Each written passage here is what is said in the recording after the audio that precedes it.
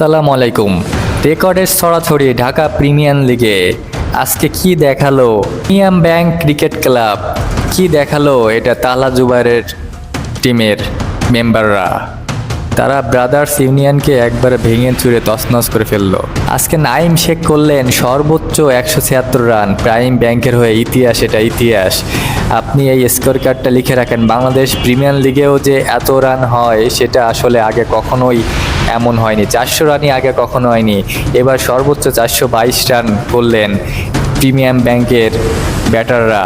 এদিন ব্যাট করতে নেমে ঝড়ও শুরু করেন আপনার সাব্বির হোসেন এবং নাইম শেখ। কি দুর্দান্ত ইনিংস তারা খেলতেছিলেন এবং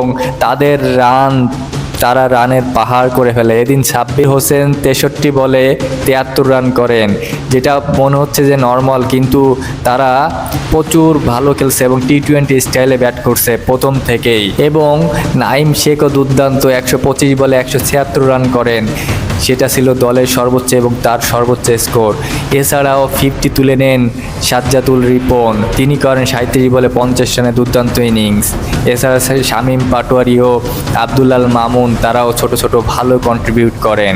এদিন দুর্দান্ত ব্যাটিং এবং দুর্দান্ত কিছু শট প্রদর্শন করেন প্রিমিয়াম ব্যাংকের ব্যাটাররা এবং নাইম শেখ থেকে শুরু করে সমস্ত ব্যাটিং তারা যারা করছে তারা দুর্দান্ত সব ব্যাট করছে এবং বল হাতে প্রচুর পিটানি খেয়েছে আপনার ব্রাদার ইউনিয়ন এর বোলাররা। আলামিন হোসেন, যিনি টপ বোলার, তিনি 3 উইকেট পেয়েছেন, কিন্তু 77টা রান তিনি খরচ করেছেন এবং সালাউদ্দিন শাকিল, তিনি 75 রান দিয়ে 2 উইকেট নিয়েছেন। এছাড়া সোহাগ গাজী 81 রানে 1 উইকেট পেয়েছে, লোক কাপালি 1 উইকেট নিয়েছেন এবং মুশফিকুর রহমান, তিনি পেয়েছেন 1 উইকেট। এই দুর্দান্ত ইনিংস আপনি কিসের সাথে তুলনা করবেন? বাংলাদেশ প্রিমিয়ার লিগ যে আরও উন্নতির পথে যাচ্ছে সেটা এর প্রমাণ। অবশ্যই ভিডিও ভালো লাগলে লাইক, কমেন্ট, ফলো, সাবস্ক্রাইব করবেন। ধন্যবাদ।